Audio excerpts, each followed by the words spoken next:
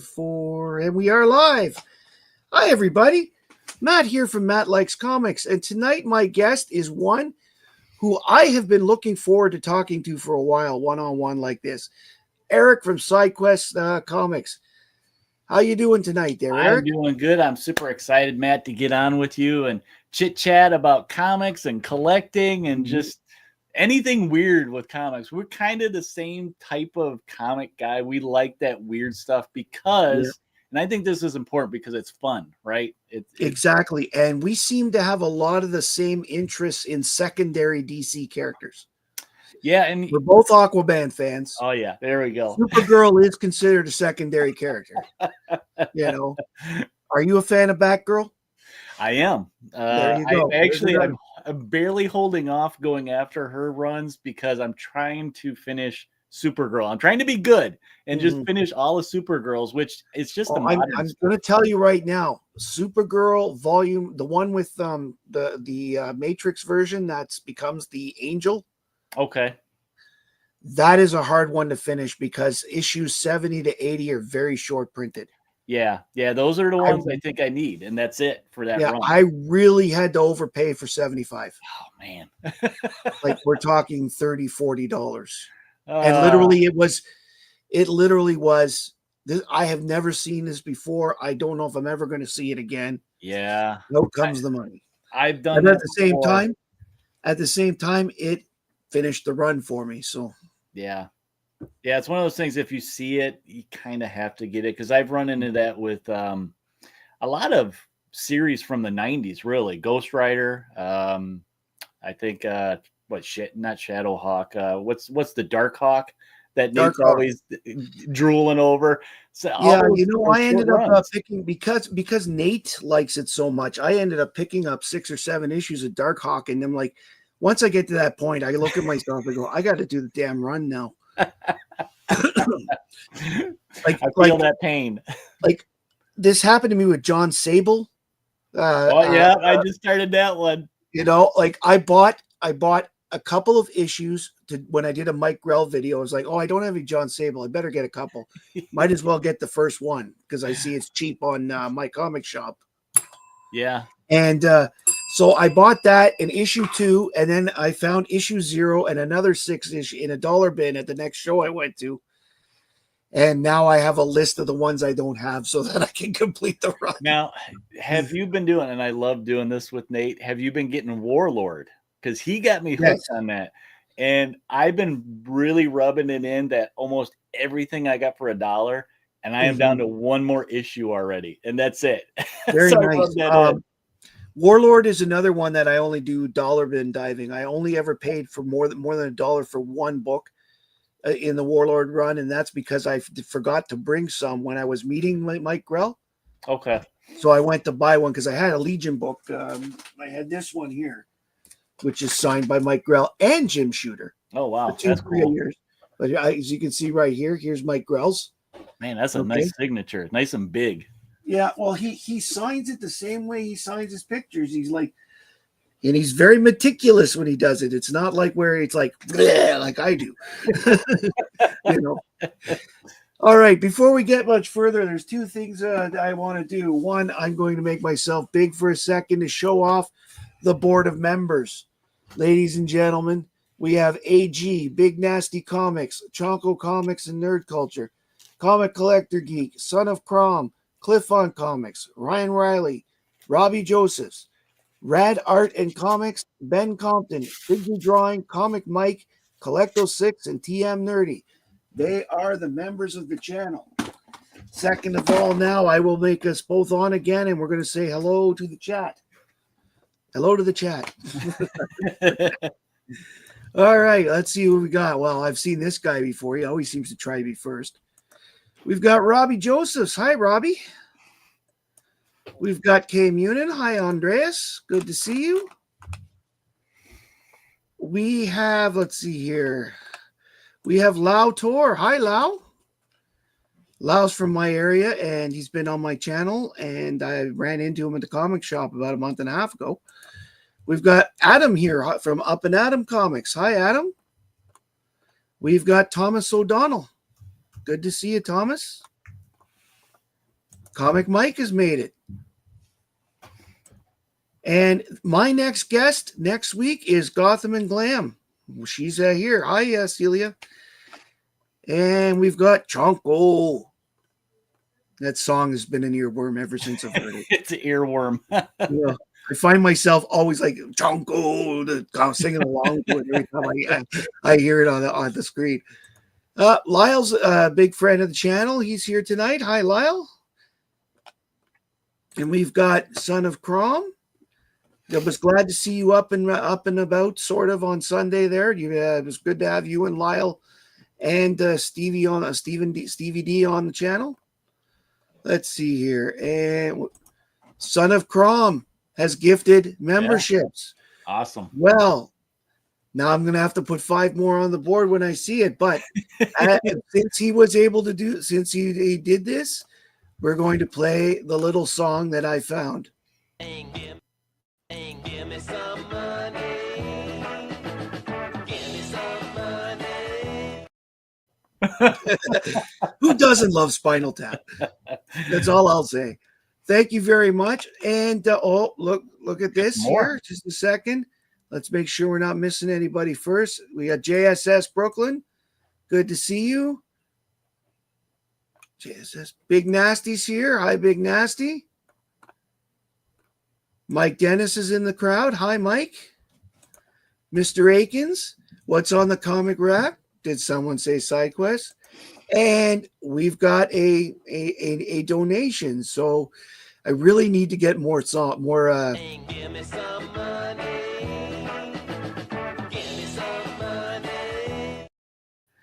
Give me some money. It was like when I first saw that, I'm like, oh man, they really are making fun of the Beatles and shit and stuff. So it was a lot of fun. So that seems to be everybody tonight. JSS is playing, has got his wrench, and he's being very helpful tonight. Thank you, JSS. So let's get on to what we're here for.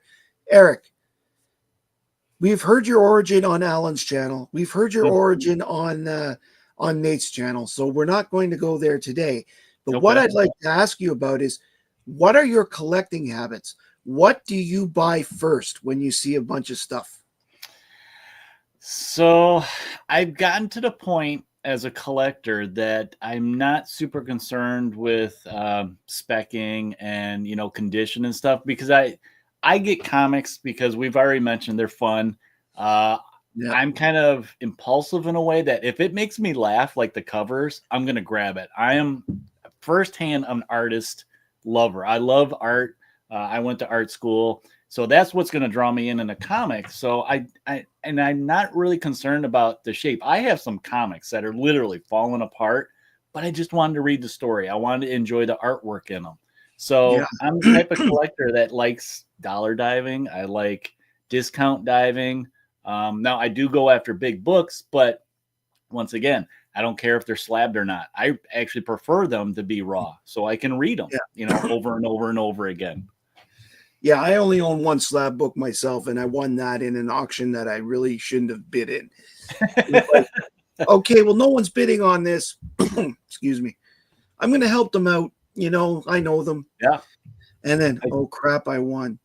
I think the only slabs I have, maybe 1 or 2 were gifts from my wife. I think other ones I won in raffles or mystery boxes, that type of thing. And I think other ones are ones that I did buy, but I bought them for specific reasons. Like it was signed by an artist or a writer that I really appreciate their work. So it's like, I wanted to get a book that was, slab so I can preserve it. I'm preserving, that signature by that creator. So that's really the only reason I would want a slab, is just to preserve that little snippet of time, Exactly. And I have actually thought about sending in my Neil Adams ones and my George Perez ones just because they're gone. It's like, what's the old Indiana Jones saying, that belongs in a museum? and the thing is, with both of those artists, that I've had them sign things that were not worth a lot. because it still is, marker on a comic. Yeah.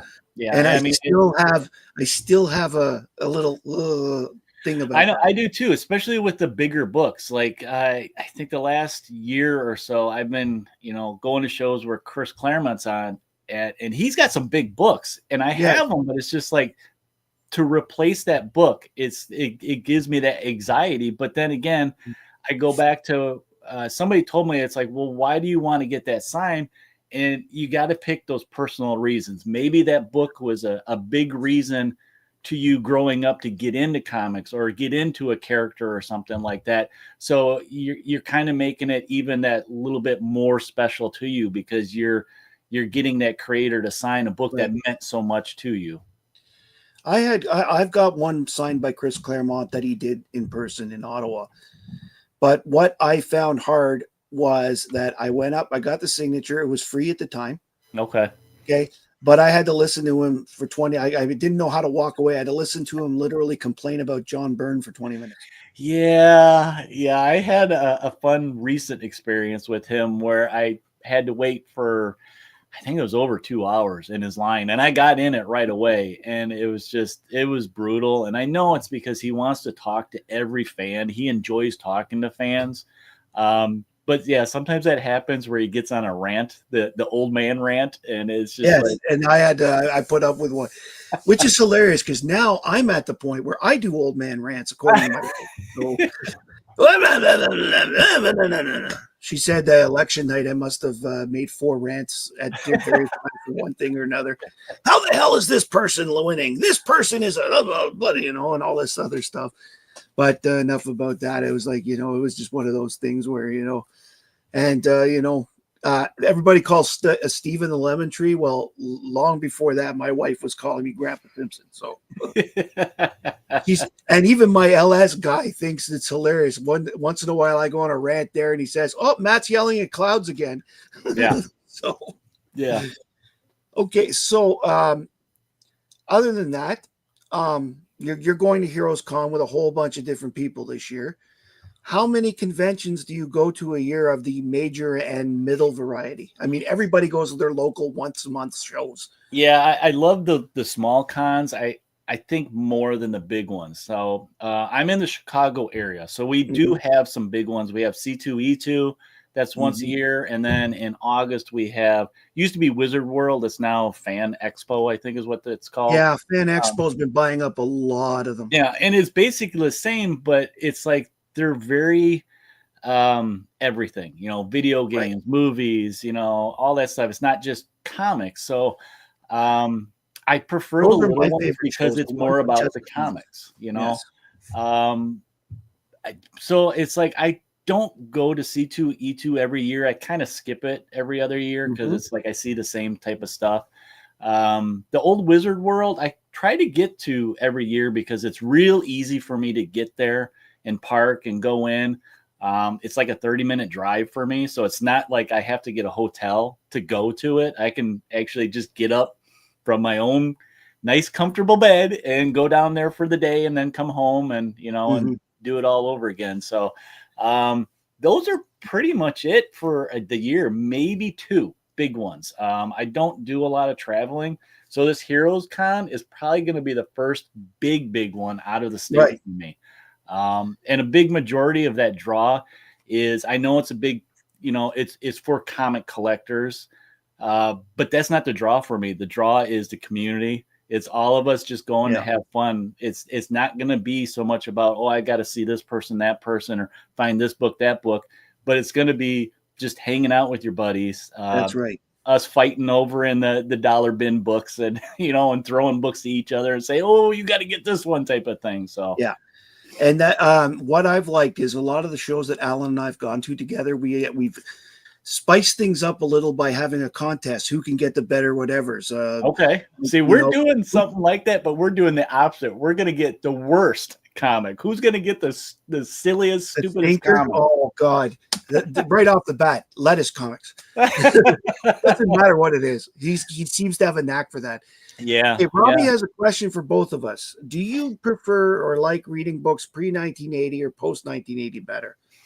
I personally would change that to pre 1985, and then yes, I Okay. prefer pre. I like anything from before Crisis on Infinite Earths, So both that's Marvel and DC. I've changed a lot with that. I used to be very nostalgic and stick to the 80s and like the early 90s because that was my heyday of collecting. But like since I got back into it the last couple years, I've really fallen in love with Bronze Age, 70s, and even more recent. I'm starting to get stuff in the 60s just because Yeah, I've fallen in love with the campiness that DC did back then. Some of them is just the stories are ridiculous. It's very yes. entertaining. I mean, they're Honestly, all ridiculous in they're reality. all but ridiculous. I mean, DC has sort of like, I mean, Marvel had some realism to their fantasy. yeah, DC did not, but that to no. me was part of the appeal. And for a long, long time, I was strictly a Marvel guy. I mean, I did get into Batman in the late 80s with the movie and stuff. I've always been attracted to Superman. But I was never like a hardcore DC collector. I got some titles here and there. Like, Green Lantern would probably be a big one that stood out to me that I really always liked him. But not until recently was I consider myself a DC collector. And even that, I'm going after the weird, ridiculous stuff. Like I love the Superman family, but I'm not really attracted to Superman proper. I like all the side stuff. I get that. Nate is pretty much the same. Like when I first met him, he's like, I love Lois and Jimmy. I love Supergirl and Legion. Not so big on Superman. Yeah. Yeah. And I know a lot of people like that. Alan's the same way. He likes Lois.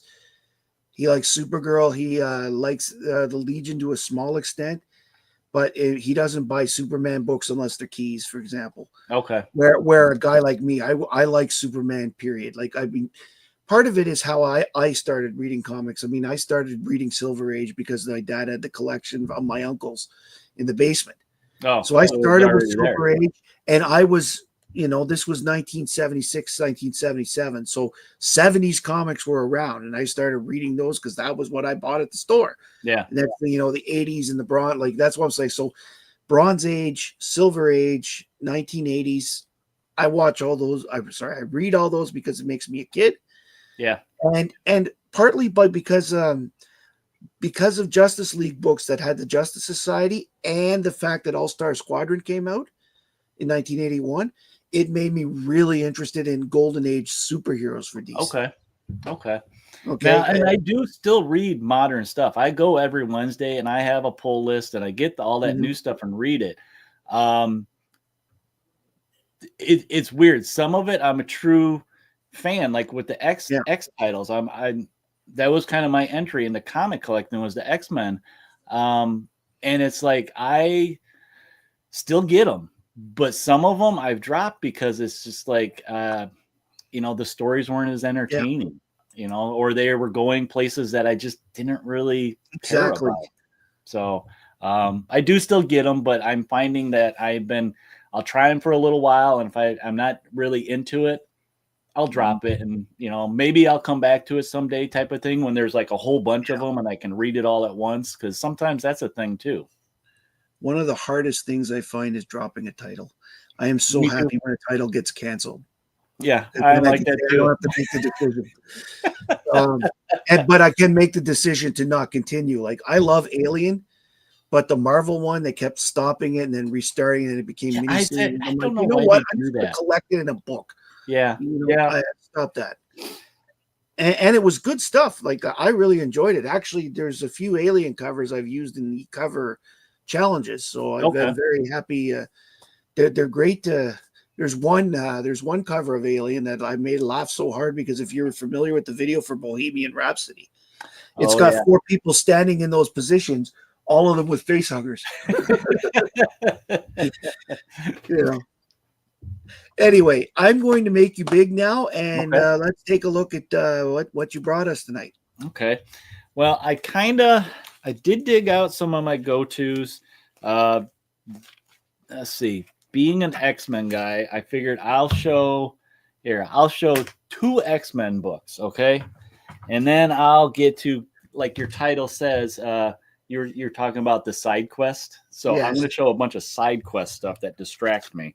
So one of the things I wanted to do when I got back into comics a couple years ago was finish off my X titles and stuff. I'm actually still working on like Uncanny X-Men. So let's start with that one. So here's one of my favorite Uncanny X-Men titles that I got. It's 137. This was the end of the Phoenix saga. So this is actually where they put a, spoiler, she dies. So, yeah, I bought really this. don't think something that's been out for 45 years is a spoiler alert anymore. Yeah. And I mean, it's classic John Byrne art. I did get Chris Claremont to sign this one.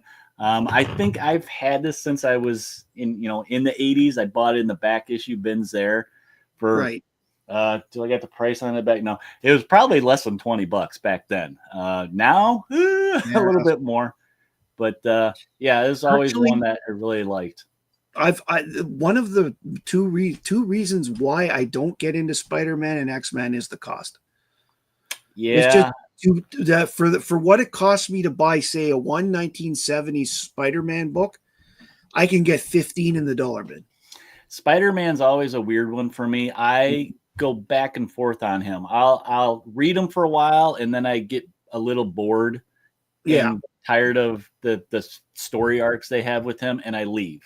And then maybe I'll come back to see, what's going on with Spidey now? And usually it ends up same old. But Yeah. I think Spider-Man's kind of like Batman. People don't read it for him. They read it for the villains. They like that's a seeing the good villain. point. A good point. You always know Batman is going to kick ass. Yeah. So, and I agree. Batman probably has, and Spider-Man as a secondary, probably have the best rogues galleries in comics. Oh yeah, I think so. Superman's got a lot, but a lot of them are the same. Yeah, they're very similar, and I think Batman the X-Men are like is that too. With Batman, it's what's this guy's deep psychosis? Why is he nuts? Yeah, he usually has the loons, right? Yeah, I mean, he's got the real crazies where the Amazing Spider-Man just ends up with I call his misfits. Yeah, they're usually like your guys like criminals, Sandman, right? You get guys like the Sandman and Dr. Octopus who are not insane per se. No, and you get guys like Electro and the Rhino who are just goons. They feel wronged in some reason. Yeah. So they got to take it out on society and Spidey and stuff. The Green Goblin is the only one I would say is truly mad. Yeah. Well, here's another one this was another reason for me getting back into collecting was I wanted to finish all my Wolverines. So I did this. Was it this year or last year? I think the end of last year, I finished collecting every single volume of Wolverine. This is the limited. And then of course, they started this regular series. So now it's one of those, like my wife asked, well, what do you do now? You have all the volumes. I'm like, well, there's a ton of mini series, and I'm probably going to start getting the Marvel Comics Presents, which, most of the issues were split with him and Ghost Rider or Hulk or something, and those I always see in discount bins. So it'd be a good go-to for more Wolverine for me. But yeah, I never had this originally back in the 80s when I was a kid. I had a trade of it. So this was a catalyst for me deciding that I want to get them all. Right. So that was a long road, but I did finally finish them. What's that going for now?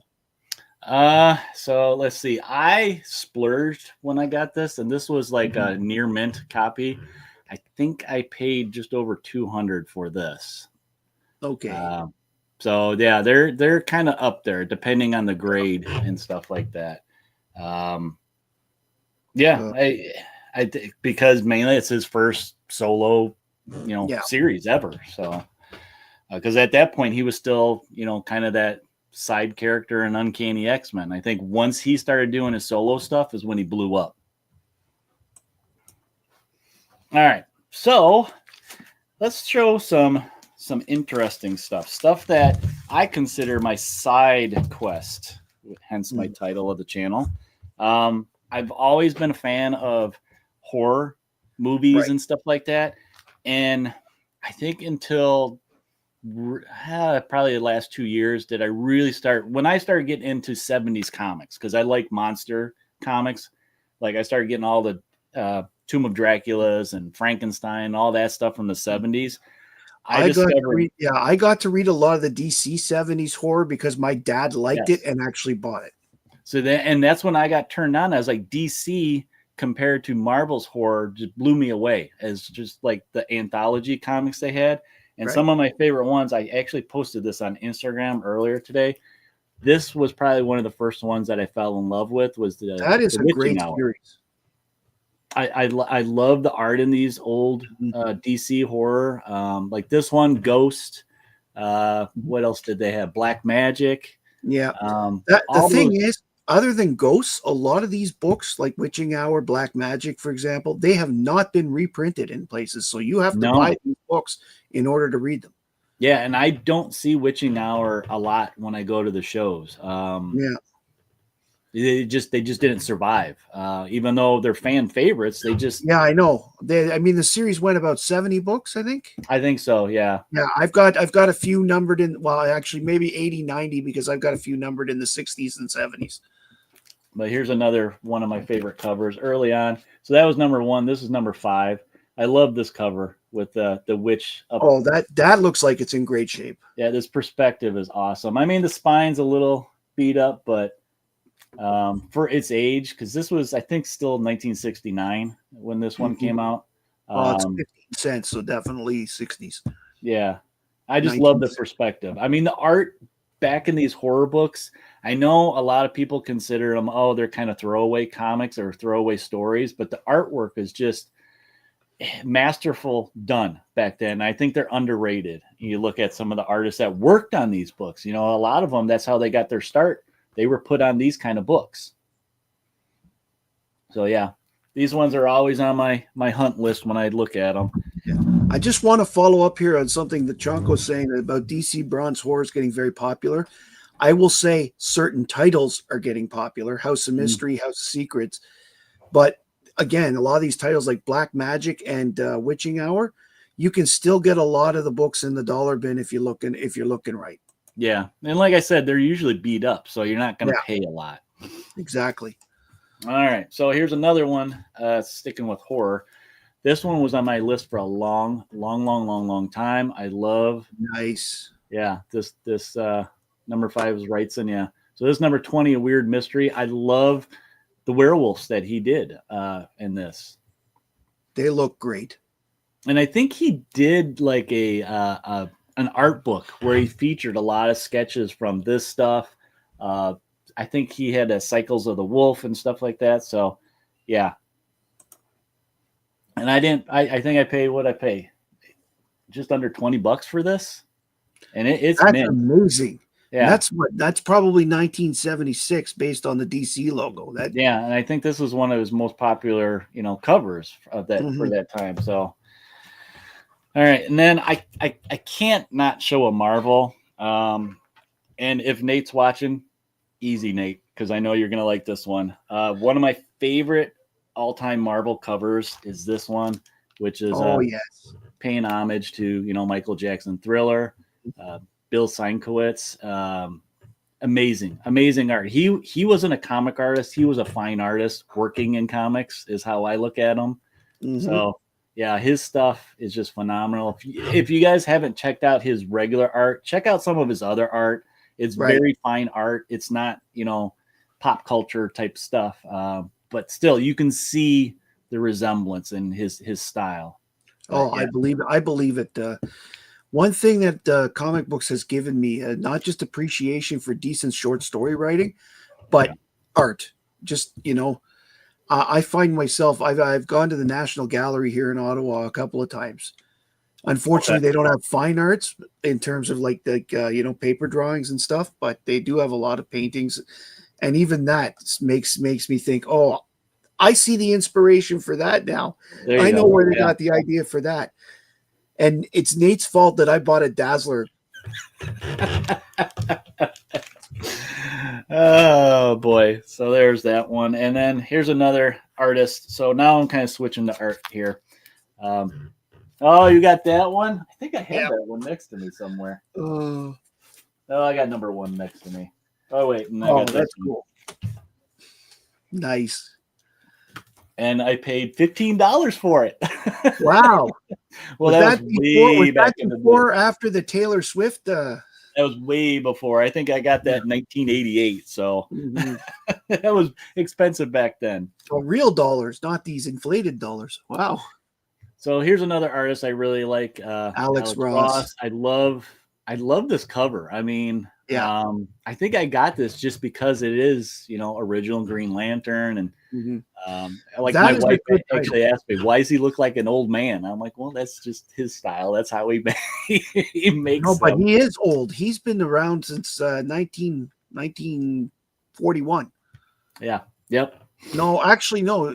Wait. Yeah, 41 for the Green Lantern. So yeah, it's kind of cool, and I think he's gonna be doing an expedition, a show, an art show, over the summer near me. So I'm kind of excited to go to that and check out his show because he lives in close in our area that he's doing this. So Yeah, I did super a video excited. not too long ago. Alex Ross did 26 covers for the Justice Society of America series that Oh, was yeah. after that. And I pulled out all 26 and I showed them off in a video. Oh, cool. That's cool. I don't think I have all of them. I got like a bunch of them in a bundle deal type of thing, but I think there was a couple missing from it. So, okay, let me see. What do I got here? Speaking of art, let's go with this one. It's going back to X-Men briefly, Oh, but nice. I love this one. This one took me a while to find, and I was fortunate enough to find a nice. What is this? This is like a very fine. Is that Sabretooth's head? So that's Sabretooth's head. Yep. I love this one. This is the kind of cover I would make a poster of. I have a question out there, and I'm curious because this is the kind of person I am. Wolverine, Mm-hmm. he heals. If his head is taken off and he manages to heal that, is it a head that's growing on his full rest of his body, or is a body growing from the bottom of the head? I think they've done stuff like that with him before, and it's usually on the core of his body, so it'd be growing out of that. I think they did that once, and it was a little ridiculous. So I don't think they've done it too much. They've done limbs, but I don't know if they've ever done his head more than once. Now, I think they've done that with Deadpool because he also has a healing factor. Well, if you saw it in the movie with the after credit scene there. All right, so let's continue with some of my side quests. So, growing up in the 80s, of course, we all watched this show and loved it. So, of course, I have to get a very 80s cover of Elf. Oh, yes.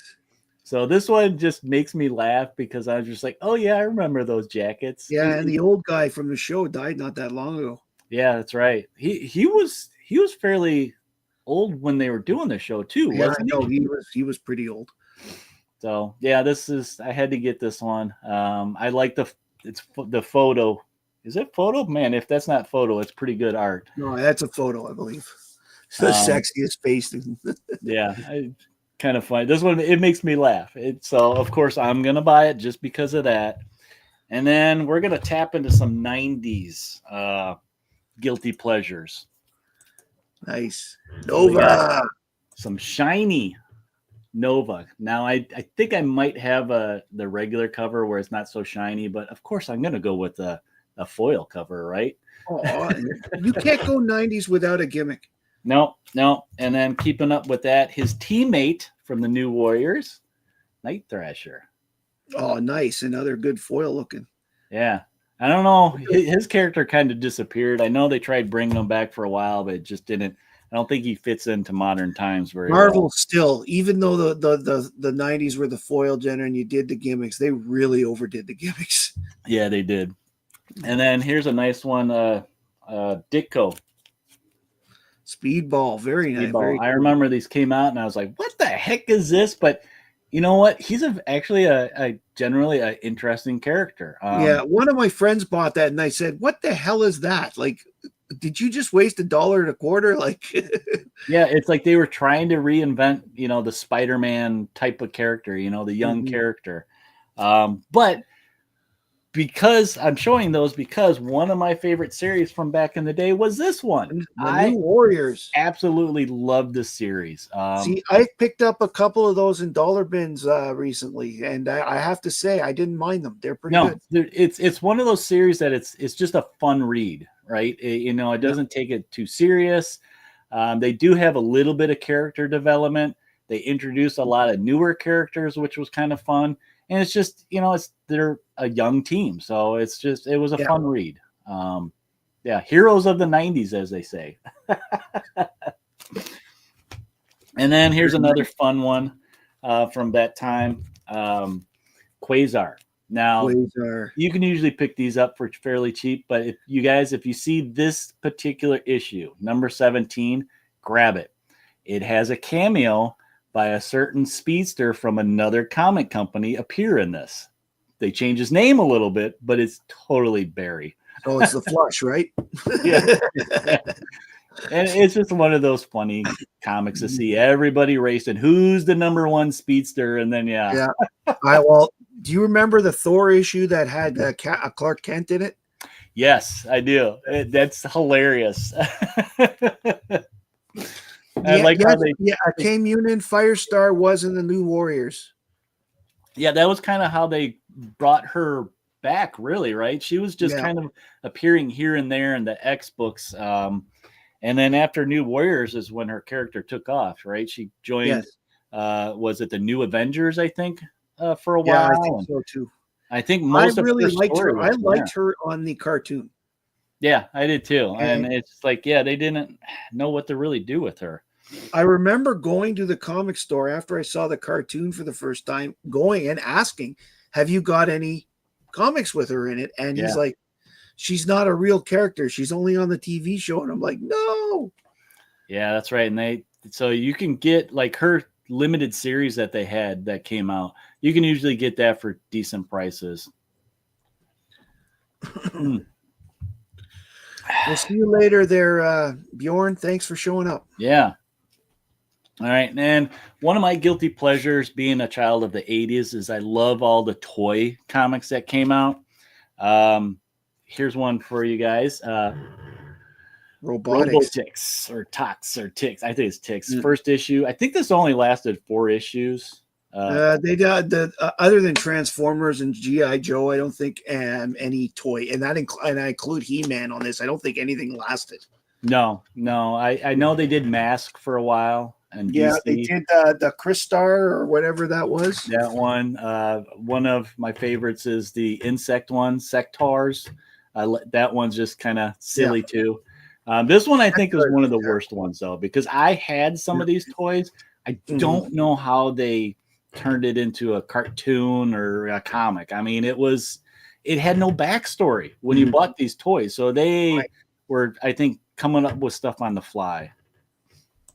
But, that's right, Lyle Voltron. The thing is, the Star comics that they used, for books like Heathcliff and Care Bears and all that, they worked. I have to wonder if they had put He-Man and Crystar and some of these other books on the Star imprint, if they would have done better. Yeah, maybe because kids would have known that, oh, those ones are for me type of thing. Yeah. All right, so let's go to one of my side quests that I'm still working on, and it is Amalgam. Oh, yes. And I heard rumors that they may be bringing this back. So yes, I've heard the same thing, because now there's a bunch of new characters. Yeah, and I know they collected these older ones in an Omni, so you don't have to track them down, but I'm already committed. So, here's the see if you guys can guess who these are mashups of. This one's pretty obvious, Storm and Wonder Woman. Yes. And then some of these I've got for really cheap. Other ones I had to pay a couple bucks. Elektra and is that Big Barda? think so. Wow. Or is it maybe? Or oh no, Cheshire. Could be Cheshire or Lady Shiva. Yeah, that's what I was thinking. It was Lady Yeah. Shiva. And then we With got the size, it's probably Lady Shiva. Doctor Strange Fate. Okay, now that is a cool. Pretty, That is yeah, by that's far pretty pretty obvious cool. one. And then you like this one, Matt? JLX, yeah. Over there, JLX. Yeah, we got Nice, the. very nice. And then this one's probably the most popular one. So this is the one that you're going to pay money for. Are these ones the Dark Claw ones? Yeah. Wolverine and Batman. Oh yeah. I think I found this one in a dollar bin too, which surprised me. We got Super Soldier. Another one that's obvious. Yeah. This one, the title kind of makes me laugh when I bought it, just because it's a mouthful. Is Bruce Wayne Agent of S.H.I.E.L.D.? Yes. It's just ridiculous. Well, I find it interesting, and I don't know how it happens, that there are Brave and the Bold issues where Bruce Wayne is an agent of some sort, and he's with Sergeant Rock from the World War II. Do a little time travel and stuff like that. It's such a weird concept, and yet the stories were so good. Like Bullets and Bracelets. Kind of a Punisher, weird title, but I like the matchup. Yeah, that makes sense. And then I think this was one of the ones that started this quest for me, being X title, Magneto and the Magnetic Men. Nice. And I guess that's supposed to be the Metal Men. Yeah. By the way, that is a title that is so underrated. Metal Men was really good. This one, I just like the art. Yes, kind of that is interesting. one hell of a cover. This one, I think, is another one that you would pay some money for. Is this one? Mm-hmm. Which, by today's standards, there's how many Spider Boys already? So I mean, there's but this is the one I'm guessing that's the Superboy, like the clone. Yeah, I think the edgy Superboy. Yeah. the one that was girl crazy. Yeah. Yeah, you can see that's a little hints of some 90s. Well, that is definitely a mix made in heaven, because I think the Doom Patrol was first, or they were very close to each other. And both of them were being led by a guy in a wheelchair. And just some of the names, too. They put the names on here. Elastigirl, and we got Pharaoh Man, and Beastling. I like Shatterstar Fire. Oh, that's nice. All right, this one, I'd love this cover. Bat Thing. The hardest part about watching the Magnetic Men is some of them are positive people, some of them are negative. Yeah, well, it makes them more realistic, right? You know, they have faults. Here's another cool one. I like this one. Okay, now the Bruce Timm type art is I think that's the winner. Yeah. This one took me a while to find. We got Generation Hex. Oh, nice. Now, I'm not familiar with the Generation, but it's a nice looking cover. Yeah, they're trying to play on the Generation X. Okay, that is a Gen Jubilee X and stuff, but it looks more Hex to me. That's a movie that you don't waste your time watching. We got Challengers of the Fantastic. Awesome cover. Mm-hmm. This is the Exciting X Patrol. So same characters, just another story. And then this one was a cool one. I know Stevie D's in the chat. He'll like this one. The Iron Lantern. Iron Lantern, that's a good one. Yeah. Honestly, except for maybe the Superman and the Wolverine Batman, I think that's the one I want to read the most. And another Magnetic Man featuring Magneto. That's awesome. Well, we're gonna leave it at that point, and we're gonna have to wrap up here so that we can make it to Nate's show. Everybody who came tonight, I want to thank you very much. If you're watching on the rewind, SideQuest is one of the best collections of an eclectic nature that I've seen. He's really got. It's his fault that I went out and bought the the book there, the what is it, the Golden Age, the really bad superheroes. I can't remember the name. Oh of it. yeah, I was gonna grab that. Here, I got one. Did It's get your this fault. one? I saw you show that on Nate's. Yes, regrettable superheroes. I went and bought it, especially once I found out the ferret was in it. I was okay. I Yeah, got here's one with just sidekicks, and I know they have one that's villains, and I know. I've got to get my. I've actually been looking for them, but Amazon doesn't have them right now. Oh, okay. So, or I'd have them because I'm a completionist and hoarder. I want to thank everybody who came here tonight. Eric, you've been an absolute fun guest. This has been a great show. For those that are not subscribed to Eric, go do so at SideQuest Comics. I'm going to put the link in the description after it's been posted. So I want to thank Son of Crom for buying 5 memberships. I'm going to put the names of the board of the members as soon as I find out who those people are. And yes, I want to thank Christina and JSS for dropping links tonight. Really appreciate you guys. Thank you very much, everybody. My name's Matt. I like comics, and I hope you do too. Night, everybody.